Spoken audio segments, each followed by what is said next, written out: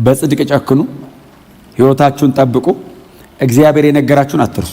እንደዚህ ከሆናችሁ ምንም ጋር ቆማችሁ እግዚአብሔር ከእናንተ ጋር መሆኑን ያሳያል። ጳጢፋራ ቤት ጥበቃ ነበር ይልና መጽሐፍ እንደዚህ ይላል፣ እግዚአብሔር ከዮሴፍ ጋር አብሮ ነበር ይላል። ጥበቃ ነው። የቤቱ ባለሟል ጳጢፋራ ቁጭ ብሎ ከጥበቃው ከዮሴፍ ጋር እግዚአብሔር አብሮ ነበር ይልና ዮሴፍንም በሁሉ ነገር ባረከው። ጳጢፋራም ዮሴፍ ጋር እግዚአብሔር እንዳለ አየ። አንተ ጥበቃው ጋር እኮ ነው። አንተ ጥበቃ ሲጀምር ታያለህ እንዴ? እግዚአብሔር ካለስ የጳጢፋራ አቴንሽን ዮሴፍ ጋር ነው። እግዚአብሔር ከዮሴፍ ጋር እንዳለ ጳጢፋራና የቤቱ ሰው በሙሉ አወቀ ይላል። ከዛ ቆይና አለው፣ ና አለው፣ አንተን እዛ በርጋ ብቻ ከማስቀምጥ በጥሪቴ ሁሉ ላይ ለምን አልሾመህም? አብሮህ አለ አምላክ። አዎ በር ላይ ቁጭ ብለህ ቤቴ ተባረካ ነው። ዮሴፍ በሩ ላይ ቁጭ ብሎ ጥበቃ እኮ ነው። እግዚአብሔር የጳጢፋራን ቤት በውስጥም በውጭም ባረከው ይላል። ጳጢፋራ ግብፃዊ ነው፣ የሚያመልከው ፈርዖንን ነው። ዮሴፍ ዕብራዊ ነው፣ የሚያመልከው እግዚአብሔርን ነው። እግዚአብሔር ስለ ዮሴፍ ብሎ ግብፃዊውን ባረከው። እግዚአብሔር ስለ እናንተ የማይመለከተውን ይንካ። በዛ ምክንያት እግዚአብሔር ምርኮ አድርጎ ይስጣችሁ። ሰውን ቸርች ይዛችሁት የምትመጡት በዚህ መሆን አለበት። እግዚአብሔርን አንተ ጋር አይቼዋለሁ። አንተ ውስጥ ያለ ሰላም ይገርማል። ፖዚሽናሊ ትልቅ ሊሆን ይችላል። አንተ ከስሩ ልትሆን ትችላለህ። እግዚአብሔር አብሮ ካለ ትቀያየራለህ። ምን ማለት ነው? አንተ የእሱን ቦታ ትይዛለህ ማለት ነው። እሱ አንተ ጋር መጥቶ ጌታን ይቀበላል። መቼም የጳጢፋራን ቦታ ዮሴፍ አልያዘም። ዮሴፍ የጳጢፋራን ቦታ አይመኝም። ጳጢፋራም ናና ቦታዬን ያዝ አይደለም ያለው፣ እግዚአብሔር ካንተ ጋር ነው እና በጥሪቴ ላይ ሁሉ ልሹም። ከምን በቀር? ከሚስቴ በቀር። ሚስቴ የኔቱ ነው፣ የተቀረውንስ አንተ አስተዳድርልኝ። በጣም የሚደንቀኝ ቃል ጳጢፋራ ከሚበላው በቀር በሙሉ ዮሴፍ ነበረ የሚያስተካክለው። የሚበላውንስ ዮሴፍ ነው ቀምሶ ያቀርብለታል። ጳጢፋራ ሲጎርስ ዮሴፍን አምኖ ነው የሚጎርሰው። አረፈ፣ ሰውየው አረፈ። እግዚአብሔር በሱ ምክንያት ባረከው። ክብር ለኢየሱስ ይሁን።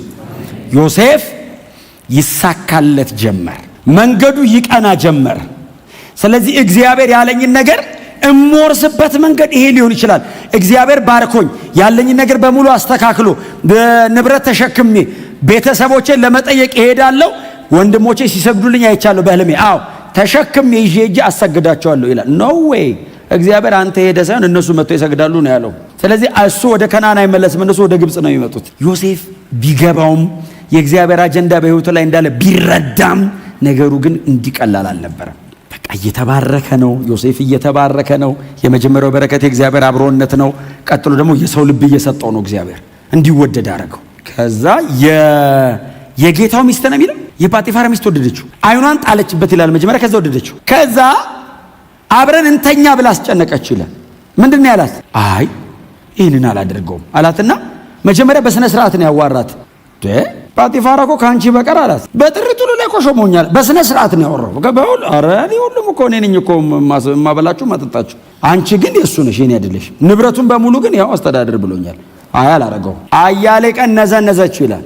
ከዛስ ዮሴፍ እምቢ ብሎ በጸና ጊዜ አንድ ቀን ማንም እንደሌለ ስታይ መንገዱን እያቀናለት ያለው እግዚአብሔር ነው። እዚህ መንገድ ላይ መኖር ግን የሱ ነው። መንገድን የሚያስተካክል በርን የሚከፍት እግዚአብሔር ነው። በተከፈተ በርና በተስተካከለ በረከት ላይ መኖር ግን የኔ አቋም ነው፣ የኔ አቋም ነው። ዮሴፍ እችኛዋን ጠብቆ የኖራትን ህይወት ቢያዘርፍ ከጳጢፋራ ቤት መዝለል ወደ ሌላ ክብር መሻገር እንዳይመስል። ጳጢፋራ ቤትም በክብር አይኖርም። ከእግዚአብሔር ጋር ብቻ ሳይሆን ወደ ጎንም ያጣለዋል፣ አያኖረውም። ባይዘው ወደ ጎንም አይኖራትም። ወደ ላይ ብቻ አይደለም፣ መስመሩን ጠብቆ እየኖረ ያለው ከእግዚአብሔር ጋር ላይን አፕ አድርጎ ነው። ህይወቱን ከእግዚአብሔር ጋር ገጥሞ ነው። ወደ ጎን ያለው ነገር የሚያስተካክለው ወደ ላይ ባለው መስመር ነው። ዮሴፍ አሁን ነገሩ ጥሩ ነው ጥሩ አይደለም እግዚአብሔር አይወደውም ነው። በቃ አሁን ነገሩን እናርገው አናርገው፣ ይሁን አይሁን አይደለም። ዮሴፍ ጋር እግዚአብሔር አይወደውም። ማንም የለም ስትለው በእግዚአብሔር ፊት ላስቲክ ነግሬያቸዋለሁ። ከሶምሶን ጋር ያይዤ ሶምሶን ደስ እንዳለው የሚኖር ሰው ነው። የሶምሶን አይነት ኃይል ዮሴፍ ላይ ቢኖርና እንደዚህ አይነት ዲሲፕሊን ላይ የአይነት ኃይል ቢወርድ በስማ ዮሴፍ አገር ነው ተሸክሞ የሚሮጠው። ሶምሶን በዛ አይነት የህይወት አቋም በወረደበት ኃይል የከተማ ቅጥር በር ከነቀለ በእንደዚህ አይነት የጽድቅ አቋም እንዲህ ነበር ታሪክ የሚገለብጠው። ኢየሱስ ጌታ። አቋም አትቀይሩ፣ ህይወታችሁን በንጽህና ምሩ፣ ቅድስና ላይ ሲሪየስ ሁኑ፣ የጽድቅ አቋማችሁ ላይ አትደራደሩ። ዋጋ የሚያስከፍለን ዛሬ አይደለም ከተወሰነ ዓመት በኋላ። ዮሴፍ በጽድቅ መጨከኑ የጨከነ ቀን እኮ ዋጋ አስከፈለው። የጨከነ ቀን አያሌ ቀን እምቢ ኖ አላደርገው ማንም የለም አለች። እውነቷን ነው። የእሷ አምላክ ጭንቅላቱ እግሩ ምናምን በሰው እንትን የተቀረጸ የሆነ ቤት የሚቀመጥ አምላክ ነው። ለጣዖቷ ለመስገድ የሆነ ክፍል ነው የምትገባው። ዮሴፍ አምላክ የትም አለ፣ የሆነ ቦታ አይደለም ሄዶ አላት። ይሄው አለ እኮ አላት። እዚህ እንድያየኝ አላት። በእርሱ ቤት አላደርግም። ያንቺ አምላክ እዛው ተደብቆ ነው። እዚህ ክፍል ምሰዱን አያየውም። እዛ ነው ያለው አምላክ። የኔ አምላክ የትም አለ። በእግዚአብሔር ፊት አባቴ ያዕቆብ ባለበት በከናን ምድር እኔ ባለበት በግብጽ ምድር አለ እግዚአብሔር አላት። ይሄው እንደዚህ አብሮት አለ የሚል ቃል አለ እኮ ከዚህ በፊት እግዚአብሔር ከእርሱ ጋር ነው የሚል። አዎ አንቺ አይታይሽም፣ እኔ አየዋለሁ። እኔ ላይ አታዩም እንዴ አላት። እኔ እሱ ለብቻው አየዋለሁ፣ እናንተ ግን በእኔ ነው የምታዩት አላት። እግዚአብሔር መኖሩ የሚታየው በዮሴፍ ነው ግብጽ ውስጥ። ክብር ለኢየሱስ ይሁን። አላደርገውም ሲላት አንድ ቀን አይደል አይ ዶንት ቲንክ ወደው ብቻ አይደለም ከፕሮግራሙ ለማስቀረት አይመስልኝም። ምክንያቱም ትዝ ይላችኋል የማነው ስሙ የዳዊት ልጆች እህቱን ያስነወራት ትዝ ይላችኋል። ወደዳት እስኪያመው አይደል የሚለው ቃል። እኔ በጣም ነው የሚገርም። ታመመ ይላል ታውቃል። ታሞተኛ አቤሴሎም ምን ሆነ ነው አሉ። እህቴን ወድጃት ከዛ ካስነወራት በኋላ ይላል ከወደዳት ይልቅ የጠላት ባሰ ይላል። ወዷት አይደለም ፕሮግራም ለማበላሸት ነው። አጠገባቸው ያለውን ሰው በንጽህና ጨርስ በሉት። ወይ ዶንት ዲሲቭ። ባለፈው ተናገርኩ እኮ ደሊላ ወዳው አይደለም እስኪሞት ነው። ጸጉሩ ተላጭቶ ኖርማል ሲሆን ውሰዱት አለች። ብሯን ተቀብላ ሄደች። ዮሴፍ ገብቶታል። ኖ አንድ ቀን ይሄን ስትለው እሱም ይሄን ሲመልስላት ያየኛል ሲላት እንግዲያው ብላ ያዘችው። ስትይዘው ልብሱን ትቶ አይደል ሮጠ። ሲሮጥ ያውቀዋል። ባዕድ አገር ብራዘር ምጻተኛ ነው። ቀጥሎ ከጥበቃነት ነው ቤቱ ላይ የተሾመው።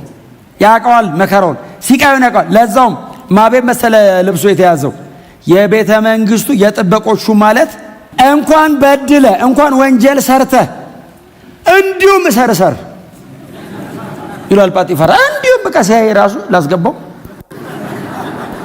እንኳን ቤቱ እገዛ ቤቱ ወንጀል ሰርተ ከዛስ ሚስቱ ይዛ ጠበቀችው ልብስ ማታ ዮሴፍ የለም ስራውን ይሰራል ታውቃለህ። ልብሱን ይዛ መጀመሪያ የቤቱን ሰዎች አይደል ሰበሰበች ይላል። ይሄ እኮ ዕብራዊ ሰውዬ ሊያስነውረኝ ሲል ስጮህበት ልብሱን ጥሎ ሮጠ ብላ አሳየች። ወዳው ቢሆን እንዲያታረገው ድካሙን ሸፍና እንደምንም አድርጋ ነው የምትይዘው። ልትገለው ፕሮግራም እንዳደረገች የምጠቀም ሪቬንጅ ፕላን አደረገች። አይሆንማ ነገሩ በሰላም ካልሆነ እበቀለዋለሁ አለች። አስገድሏል። ወንድሞቹ ሊያስገድሉ ሲሉ አስመልጦታል። አስገድሏል። ግብጽ ድረስ ተከትሎት መጣ ሰይጣኑ። ይኸውላችሁ ትላንትና ማለፋችን ዋስትና አይደለም። ዛሬም ማለፍ አለብን። ነገም ከመጣ ማለፍ አለብን። እስከ መቼ? እስከ መጨረሻ ትንፋሻችን ቁርጥ እስኪል አቋም እንዳቀይሩ። ትላንት አልፈናል። እግዚአብሔር ይመስገን ስለ ጸጋው። ዛሬስ ግዴታ ነው። ነገስ በእግዚአብሔር ላይ እንታመናለን። በፍጹም እንዳታስነኩ። ከዛ ቁጥር 18 ጀመረ አይደል? እግሮቹ በእግር ብረት ደከሙ፣ እጆቹ ተላላጡ የሚለው ቃል ጀመረ። ጳጢፋራ ማታ ሲመጣ ነገረችው። ይሄ እዚህ ቤት ላይ የሾምከው ሰውዬ ያዋተም የሱ እኮ ነው። ይሄ ጨርቅ አየሁት፣ ልብሱ የራሱ ነው። ሊያስነውረኝ ሲል ስል ሰዎች ሲመጡ እኮ ልብሱን ጥሎ ሮጠ። ሁለት ያልሰማትም ዮሴፍን ጠርቶ አልጠየቀውም። እንኳን አልጠራው፣ እንኳን አላስረዳ። ከእግዚአብሔር ጋር ወግኖ ማንም ሰው አያውቅም። እግዚአብሔርና ዮሴፍ ብቻ በሚያውቁት ንጽህና ዮሴፍ እስር ቤት ተጣለ። እንኳን እስር ቤት ገባ። ንጉሥ ልኮ አስፈታው የሚለው ቃል የሚፈጸመው ከእስር ቤት ነው። ካልታሰር ከየት መጥቶ ነው የሚፈታ? ንጉሥ ልኮ አስፈታው የሚለው ጥቅስ የሚፈጸመው እስር ቤት መጀመሪያ ገብተ ነው። ስለዚህ እግዚአብሔር ፕሮግራሙን እያደረገ ነው። ተሳካልኝ፣ ወጣው፣ አመለጥኩ ሲል እንደገና እንቃረገው። ወንድሞቹ ጉድጓድን የጣሉት ግብጽ ተከትሎት መጥቶ መግደል ሲያቀተው እስር ቤት ጣለው። ልክ እንደዛ ደረቅ ጉድጓድን የጣለው ይሄም እስር ቤት ገባ። እዚህ ታሪክ ተደገመ። ከነዓን ምድር የነበረ ታሪክ ግብጽ ተደገመ እንደገና።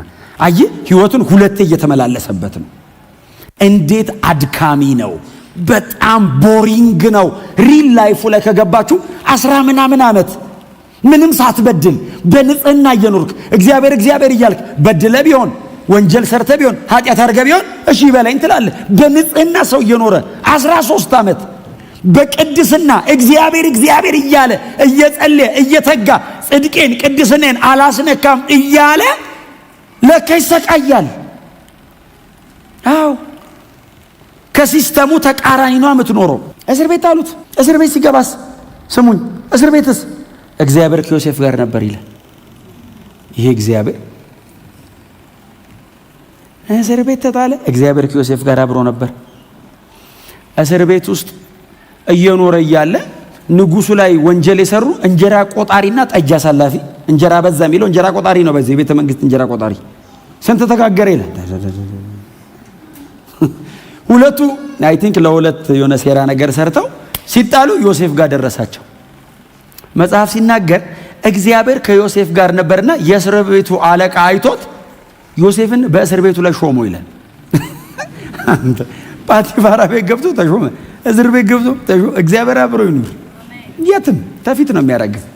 እስር ቤት ገብቶ ሾሞ ይላል። ከዛ ዮሴፍ ጧጧት ይጎበኛል። እናንተ አንብቡት የምታነቡ በተለይ ታስሮ የሚያቅሰው ካለ ያውቀዋል።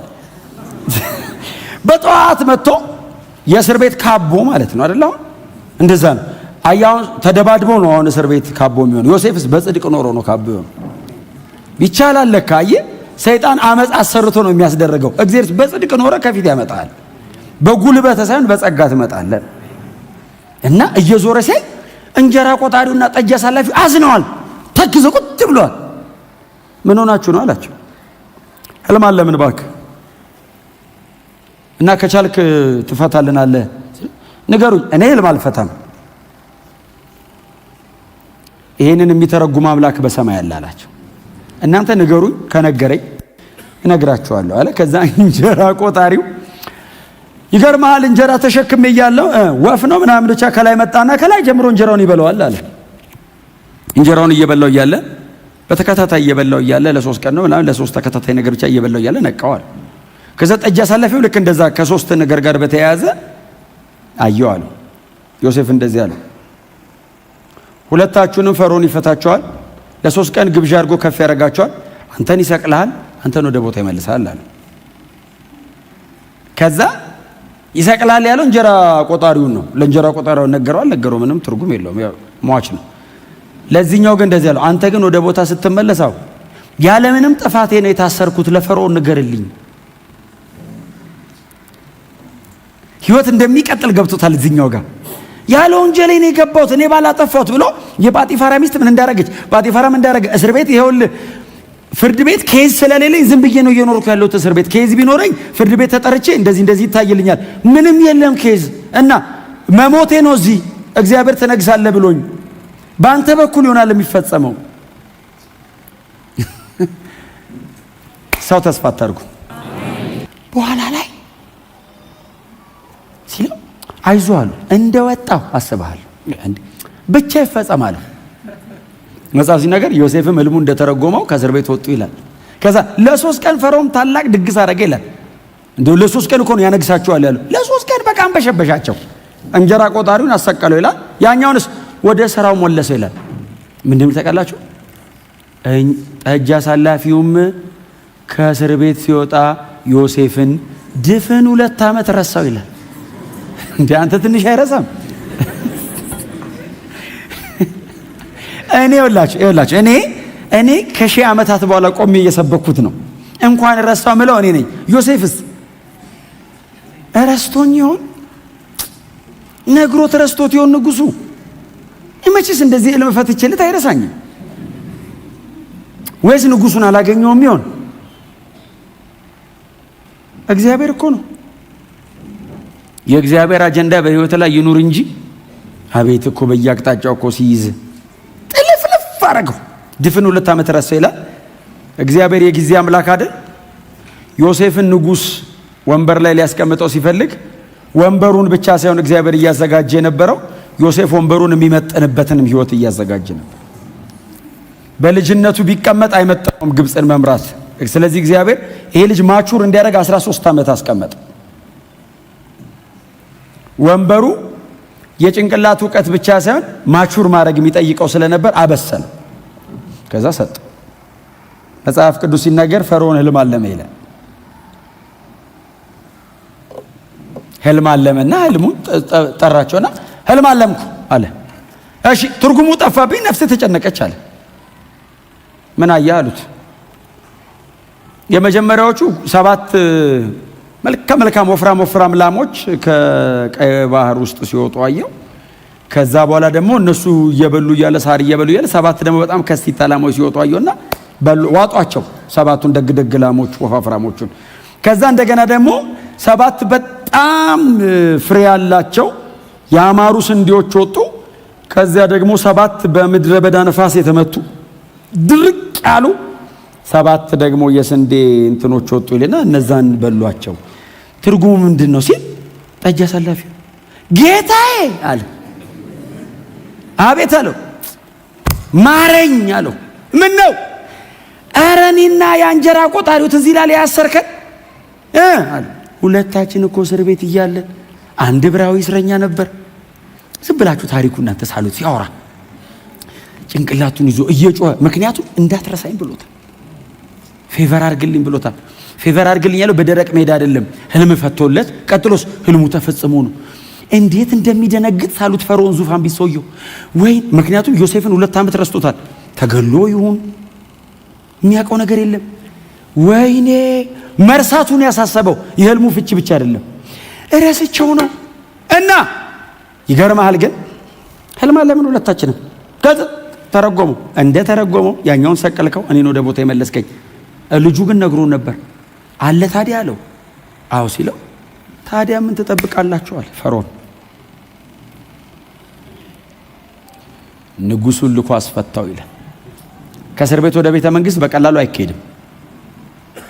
መንገድ አለው። በጣም ተፈተ የተወሰነ መቆይተ ደህና መሆን ታውቆ ተምረ ነው የምትሄደው። ዮሴፍ የተፈታ ቀን ነው ቤተ መንግስት የገባበት ቀን ነው በዛው የነገሰው። ህይወቱ ይታይ አልተባለ። ካንተ ውጭ ይሄን ሊያደርግ የሚችል የለም ማለት የዛን ቀን አንተ ከእስር ቤት ቀጥታ እና ሊፈቱት ሲመጡ የቤተ መንግስት ባለሟሎች መጡ። ዮሴፍ የተባለው ዕብራዊ እስረኛ እዚህ ነው ያለው አሉ። አዎ ሲል ይገደል ይሁን ምን ይሁን ዮሴፍ እኮ አያውቅም። ለምን ድፍን 2 ዓመት ረስቶታል። ሰውየው ቢረሳውም ዮሴፍ አቋም አልቀየረም። እግዚአብሔር ትቶኛል ብሎ ሌላ አልመረጠም። ከእግዚአብሔር ውጭ የለም። እግዚአብሔር የመጨረሻችን ነው። ከመጣ እንጠብቀዋለን፣ ካልመጣ እስኪመጣ እንጠብቀዋለን። ካልመጣ እኛ ሄደን እናገኘዋለን። እኔ በህይወት እያለሁ ካልመጣ ሞቼ እጅ ያገኘዋል። ሌላ የለም ምርጫ።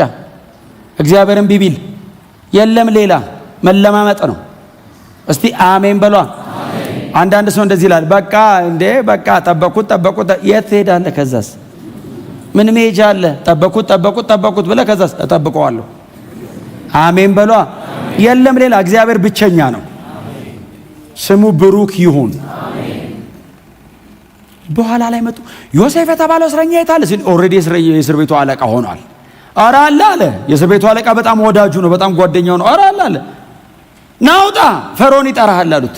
ከዛ ከነምናምኑ ቤተ መንግስት መሄድ የለበትም። ልብሱ ምናምን ልክ አይደለም። እስር ቤት ነው የኖረው። ተቀያሪ ብዙ የለውም፣ ቆሽሿል። መጽሐፍ እንደዚህ ይላል፣ ልብሱን ለመለወጥ ገላውን ለመታጠብና ጸጉሩን ለመስተካከል ጊዜ ታጣ ይላል። ድፍን 2 ዓመት የተረሳ ሰውዬ ለጸጉሩ ቁርጥ ቤት አንተ እንዲህ ለማስተካከል እና ሙልጭ አድርገው አነሱ ለጸጉሩ። ከዛ ልብሱን ቀይሮ አጠቡት ይልና ወስዶ ፈርዖን ፊት አቆሙት። እስር ቤት የጎዶ ፊት ነው። አይ እስር ቤት ነው የኖረው። የጳጢፋራ ቤት መልክ አይደለም ያለው፣ የእስር ቤት መልክ ነው። ጎስቆል ደከም ነገር ብሏል። ግን እንደምንም አድርገው ለንጉስ እንዲመጠን አድርገው ነው ያመጡት። ቆመ። እግዚአብሔር ግን አብሮታል። ብቻ እግዚአብሔር ከእናንተ ጋር ይሁን። በሆነ በዙሪያቸው ያለው ቻሌንጅ አይደለም። ነገስታት ይኸው ተገዙ እኮ ነገስታት። ንጉስ እኮ ነው የተገዛው። ግብጽ ማለት በዛ ዘመን ዘንድሮ በየትኛው ሀገር ልትመሰል እንደምትችል አላውቅም። እጅግ በጣም ግዙፍ ናት ግብጽ። በግብጽ ንጉስ ፊት ቆመ። ህልም አለም እኮ አለው። ህልሜን ተርጉምልኝ ሲለው በጣም የሚገርመኝ ዮሴፍ ተረጉመዋለሁ አይደለም የሚለው ህልምን የሚተረጉም አምላክ በሰማይ አለ። አይሳሳትም። ታውቃለህ ነገረኝ እስቲ አይልም። የሚተረጉም አምላክ በሰማይ አለ። ይሄን እንደዚህ አይነት ታሪክ የት ነው የምታውቁት? ዳንኤል ላይ 2 ላይ ትዝ ይላችኋል። ፈርዖን ማን ነው ስሙ? ናቡከደነጾር ህልም አለመ ይልና ከዛ ቀጥሎም እንደሚለው ይሄስ አትሊስት አልሞ ፍቹን ያጣው፣ ያኛውስ ህልሙንም ረሳው። አሁን በዚህ ዘመን ህልም ታልሞ ፍቹ ነው የሚጠፋው።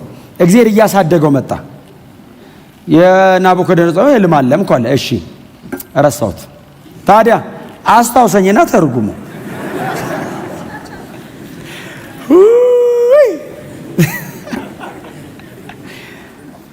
ንጉሥ ትዝ ይልሃል እያልክ ህልሙን አስታውሰው። ደሞ አለ ፈጥረህ እንዳትነግረኛል፣ ጫፉን ከነገርከኝ ትዝ ይለኛል። ልታታሉኝ ከሞከራችሁ ትሞታላችሁ አለ። ዳኒስ ህልምን የሚሰጥ አምላክ በሰማይ አለ አለ። በጣም ሰዎቹ ጥንቁቅ ናቸው። በእውነት በእግዚአብሔር ጸጋ ላይ መደገፍ መማር አለብን። እግዚአብሔር ነው የሚችለው ስትሉ ነገሩ ይቃናል። እግዚአብሔር ነው አለ ዳንኤል። ከዛ ንጉሱ ሊያስገድል ነው አይደል? እጭ በቃ እንደውም ግደሎች በሙሉ ከገበታ እየበሉ ማዕዴን እየበሉ እኔና እነሱ ምን ለየን አለ ንጉስ ናቡከደነጾር። ታውቃለህ እኔ ልማልሜ ከጠፋብኝ አንተ ቃላተኛና ጠንቋ የሆነ የኔን ልም ማምጣት ካልቻልክ ታዲያ ምን ለየው እያበላው በቃ ግደሏቸው ሲል ዳኒኮ ነው አሪዩክ ይባላል የንጉሱ የቤተ መንግስቱ ባለሟል ሊገል ሰይፉን ይዞ ሲል ለምንድን ነው ንጉሱ ትእዛዝ ይቸኮለዋል? ለምን ነው ተቸኩሉታል? ምንድነው የቸኮል ነው አለው። አይ ለኔ አንድ ቀን ስጠኝ ህልሙንም ፍቹንም አመጣዋለሁ አለ። ወደ ንጉስ ከወሰደው ንጉስ እቺን ብቻ ስጠኝ አምላኬ ፊት ልጸልይ፣ ከዛ ህልሙና ፍቹን ነገ ደግሞ ይዘን እንመጣለን አለ። አንድ ቀን አለ ነገ ጧት ይዘህ ካልመጣ ከሰዓት በኋላ የለህም አሉ። ትገደላለህ። ዳኒና ጓደኞቹ አይደል የሚለው ነገራቸው። መገደላችን ነው ማለቃችን ነው አለ። እንደዚህ አይነት ነገር ሲመጣ ጥብቅ ነው ጸሎቱ ራሱ። ጌታዬ ባካሳየን ሳይሆን የሚሆነው ሰውየው ከመምጣቱ በፊት ወይ ውሰደን፣ ምክንያቱም መገደል ቁርጥ ነው። ወይ ቀድሞ ውሰደን፣ እማትወስደን ከሆነ ደግሞ አሳየን። ባቢሎን ላይ አጀንዳ ካለ በህይወታችን ከዛ ጸለዩ ይልና እየጸለዩ ያደሩ ነው የሚለው። ዳኒና ጓደኞቹ ጸለዩ ብለው ተኛ። ህልም ነው። አዳር ጸሎ ከሆነ መቼ ያሳያል? ስለዚህ ግማሽ ጸልዮ ዳኒ ተኛ። በጣም ይገድ ናቡከደነጾር ዝም ብሎ ያየውን ዳኒ እየተተረጎመለት አየ። በጠዋት መጣ ቤተ መንግስት። አቤት አለው። አይቼዋለሁ። ያየኸውን ትዝ ይልሃል አለው። ህልም የጠፋ አንተ የታየ መተርጎም እኮ ከባድ። የጠፋል ትዝ ይልሃል። ጭንቅላቱ ወርቅ ነው፣ ደረቱ ናስ ነው፣ ወገቡና ጉልበቱ አካባቢ ብረትና ምናምን ቀለቀል ነው። ከዛ ደግሞ ከስር እንጨት ነው። ይሄኛው አንተ ነህ፣ ይሄኛው ኪንግደም ነው፣ የታችኛው 4 ስርወ መንግስትን ያየው ሲወጣ ያየው አለት ምናምን ብሎ ብቻ መሲያኒክ ነገር አድርጎት ትፈጫላችሁ በሙሉ እግዚአብሔር ልጁን ያነግሳል። ተረጎመለት። ሹሙልኝ ይሄን ልጅ አለ። ትክክል ነው ያየሁት ይሄን ነው ትርጉሙ ይሄ ነው። የሚገርም ነው። የዳንኤል አምላክ ይለያል አለ።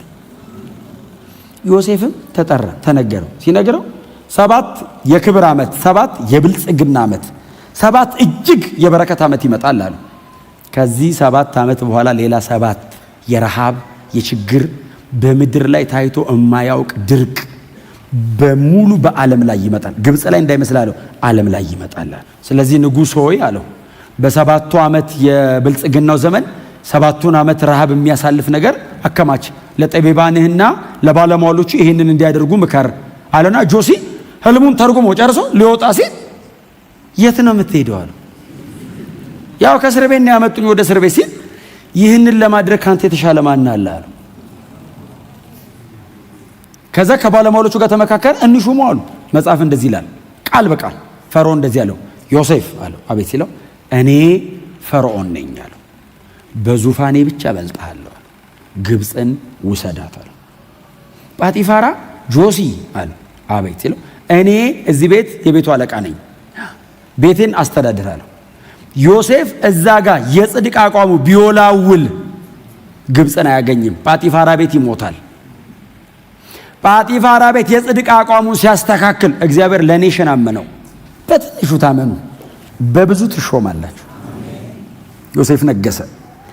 7 ዓመት ሙሉ ምግብ ሳይበላሽ ማቆየት የሚቻልበትን የማቀዝቀዣ ሲስተም ዮሴፍ ከየት እንዳመጣ አላውቅም። በዛ ዘመን ምግብ ሳይበላሽ 7 ዓመት ማኖር፣ ምንም ነገር ይበላሻል። 7 ዓመት ሙሉ ጠብቆ አስቀመጠው ምግቡ። የረሃቡ ዘመን ሲመጣ ስሙኝ፣ ወንድሞቹና አባቱ ምናምን ብቻ አይደለም፣ በምድር ፊት ላይ ያለ ህዝብ በሙሉ መጥቶ ከዮሴፍ ምግብ ገዛ ይላል።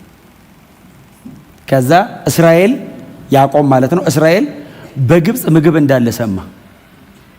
ከዛ ወንድሞቹን የዮሴፍን ወንድሞች ምንድነው የምትጠብቁት? ቃል በቃል ሂዱና አንብቡት እናንተ። ምንድነው የምትጠብቁት እዚህ አላቸው። ምን እናርጋሉት? ግብጽ ምግብ እንዳለ ሰምተናል እና አስራችሁን ተነሱና ሄዱ። ቢንያምን አልሰጥም አለ። ትንሹ ልጄን ያኛው ልጄ ሞቷል አለ። ታውቃላችሁ ቃል በቃል ዮሴፍን እኮ ነው። ያኛው ልጄ ሞቷል፣ ይሄኛውም ልጄ በመንገድ ስትሄዱ አደጋ ሊገጥመው ይችላል። እናንተ እንደፈለጋችሁ ሁኑ። ይሄን አንድ ነው የቀረኝ አለ። ይሄ ልጄ ከሞተ ከነሽበቴ እያለቀስኩ ነው የምገባው ወደ መቃብር ያለ። በሐዘን ነው የምታስገቡኛው። ይሄ ልጅ አስራችሁ ሂዱ አለ። ወደ ግብጽ ወረዱ ይላል። ዮሴፍ በግብጽ ነገሰ። ይህም ሲሆን ዮሴፍ የ30 ዓመት ወጣት ልጅ ነበር ይላል። በጣም ያንግ ነው አለ። የ30 ዓመት ልጅ ነው። የግብጽ ንጉስ ነው። ዓለምን በሙሉ እግዚአብሔር እግሩ ስር አምጥቶ እያሰገደ ነው። ትውልዱ ሁሉ መጋቢ ያደረገው እግዚአብሔር። ወንድሞቹ መጡ። ዮሴፍ ሲያያቸው አወቃቸው፣ አልተለወጡ። እሱስ ሮያል እንትን ውስጥ ገብቷል፣ ቆዳው ተቀይሯል። አላወቁትም ይላል። ታውቃለህ እዚህ ላይ ዘውድ አለ፣ ወርቅ ምናምን፣ ልብሱ ሐር ነው። ወይ አውሬ በልቶታል፣ ወይ ሞቷል፣ ወይ የሆነ ነገር አድርጎ፣ ወይ እስማኤላውያን ገለውታል ብለው ነው የሚያስቡት። መንገድ ይነግሳል ብለህ እንዴት ታስባለህ? የሸጥከውን አልተማረ ምን አላል፣ እንዴት ይሞታል? ምንም ያውቀው ነው ሞቷል ብለው እኮ ነው።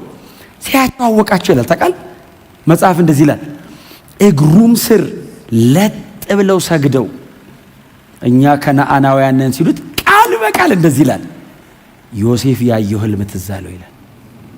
ወንድሞቹ ሲሰግዱለት ያየው ህልም፣ ግብጽ መተው ለጥ ብለው ሰገዱለት። አይ ፀሐይና ጨረቃ ይቀራሉ፣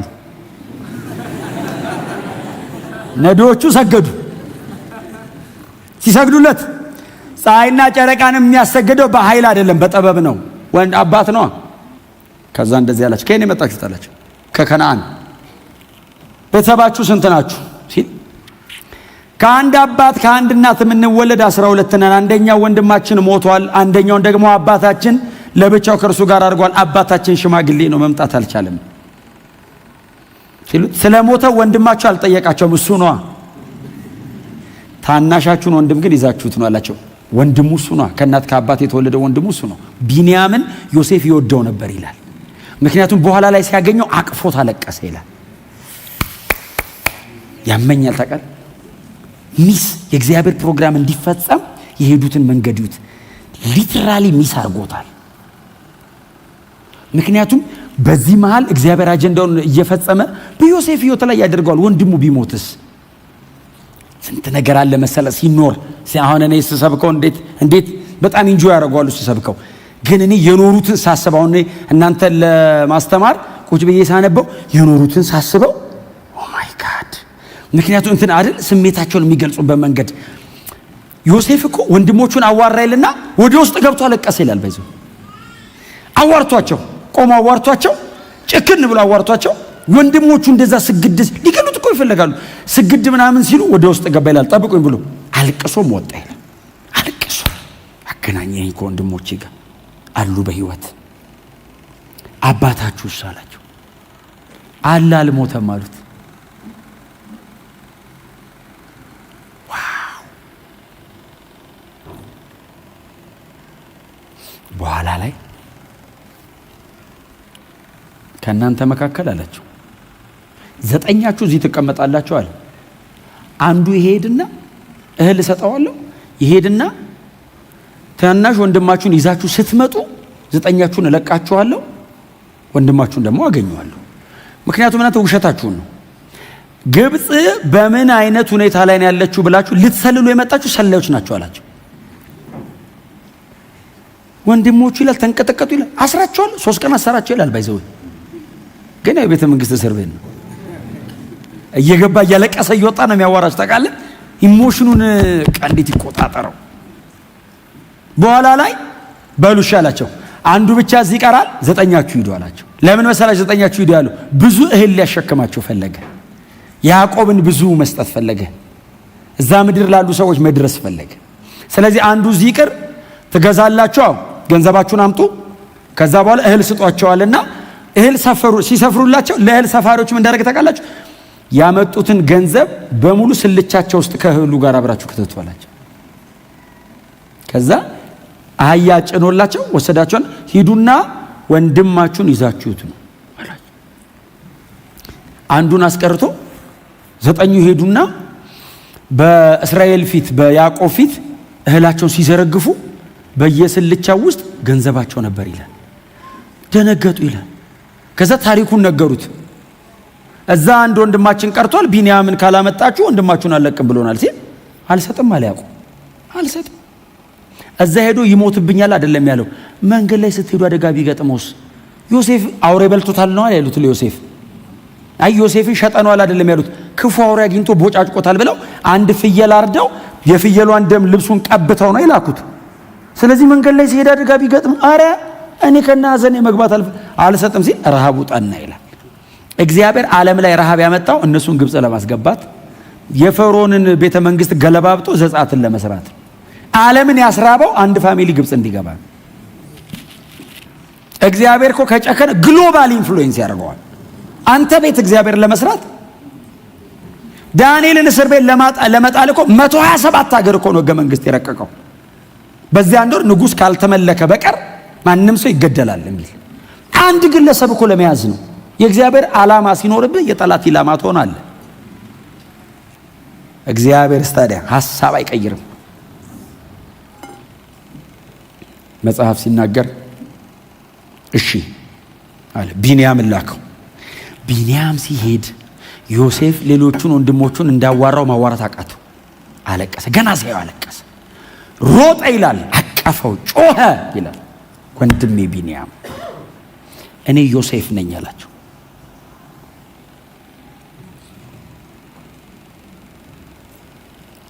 ደነገጡ። ዮሴፍ ነህ እንግደለው ሲሉ ሰምቷል። አንድ በጣም ይገረመኝ እግዚአብሔር ስልጣንና ኃይል ብቻ ሳይሆን ጥበብ ይስጣችሁ። ምን እንዳደረጋችሁ ታውቃላችሁ? ወንድሞቹን የሚያዋርስ ቢንያም ሲመጣ ነው ባይዘወይ ማን እንደሆነ የተናገረው። ወንድሞቹን በምን እንደሚያዋርስ ታውቃላችሁ? በአስተርጓሚ። እሱ በግብጽ ቋንቋ ያወራል፣ እነሱ በራሳቸው በዕብራውያኑ ቋንቋ ያወራሉ። አስተርጓሚ አድርገው ከዛስ ለብቻቸው ሲያወሩ ይሰማቸው ነበር ይላል። አይሰማም ብለው አሁን እኛ አማርኛ የሚችል ቻይናዊ ፊት ምንም ብትል ምንድን ነው ያልከው ቢልህ ዮሴፍ ይሰማቻል ይልና ቀጥሎስ ስሜታዊ ነው ተቃል በአስተርጓሚ ነው ኮሚኒኬት የሚያደርጋቸው። ቢንያም ሲመጣ ግን አልቻለም። አለቀሰ፣ አቀፈው፣ ጮኸ። ወንድሜ ቢንያም አለው። ቢንያምም አወቀ ዮሴፍ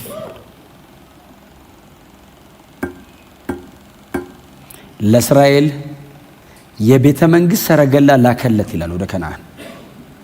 አባቴን የማመጣው በቤተ መንግስት ሰረገላ ነው።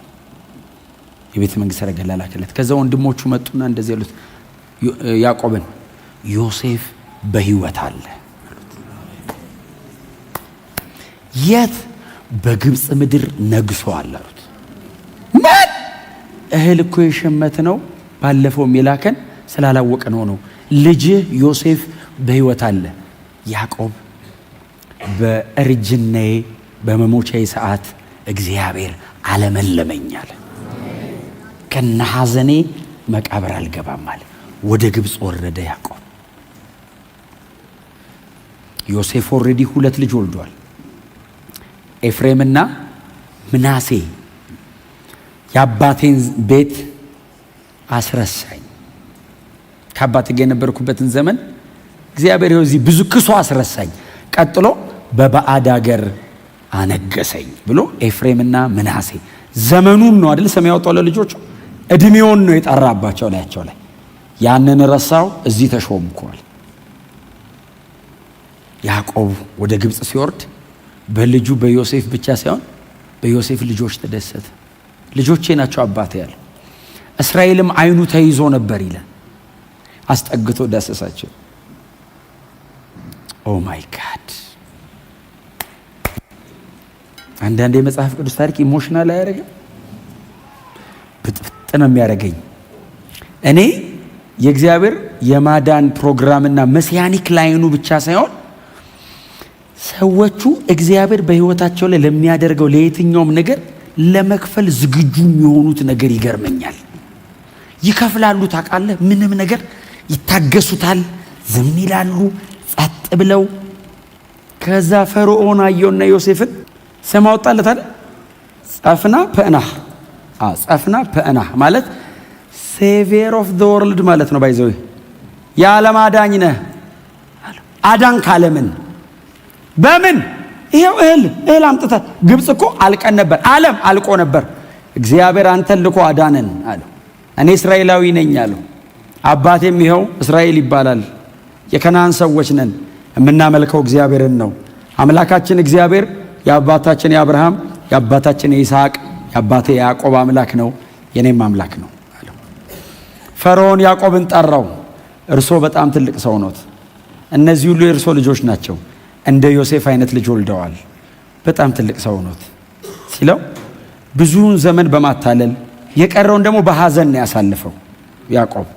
እንደዚህ ያለው አይ እንደሱ አይደለም፣ በእርግጥ ስለ ዮሴፍ እግዚአብሔር ይመስገን፣ የኔ ግን በጣም እድሜ ጥቂት ብዙ ድካም ነው አለው። ከዛ እስራኤል በምርኩዙ ተደገፈ አይደል? ዘፍጥረት የሚያልቀው እንደሱ ወደዚህኛው የሚያልቀው ወደ ግብጽ ወረዱ ብሎ ዘፍጥረት እስራኤል በምርኩዙ ተደገፈ ይላል። የዮሴፍ ልጆችን ሊባርክ ጠራ ይላል። ሲባርካቸው ታናሹ ላይ ቀኝ እጁን ታላቁ ላይ ግራ እጁን ሲያደርግ ዮሴፍም አባቴ ተሳስተሃል፣ ታላቁ ይሄኛው ነው ሲለው አልተሳሳትኩ፣ ታላቁ ለታናሹ ይገዛል። እስራኤል ምንም ህይወቱ ቢደክም የእግዚአብሔር ኪዳን በላዩ ላይ አለ። በምርኩዙ ጫፍ ተደገፈ ይላል። ልጆቹን በሙሉ ባረከ ይልና ወደ አባቶቹ ተከማቸ ይላል። ያዕቆብ ሞተ። የዓለም አዳኝ ኢየሱስ ነው። ዮሴፍ ምግብ ነው ያቀረበው። የ7 ዓመት ረሃብ ነው እግዚአብሔር በዮሴፍ እጅ የከለከለው። ዮሴፍ የኢየሱስ ታይፖሎጂ ነው። ዮሴፍ ጥላ ነው። የእግዚአብሔር ትክክለኛ አዳኝ ጌታ ኢየሱስ ክርስቶስ ነው። በጣም ጥቂት ከሆነች ምድራዊ ረሃብ ሳይሆን ከዘላለም ጥፋት እግዚአብሔር የታደገን በልጁ በክርስቶስ ኢየሱስ ብቻ ነው።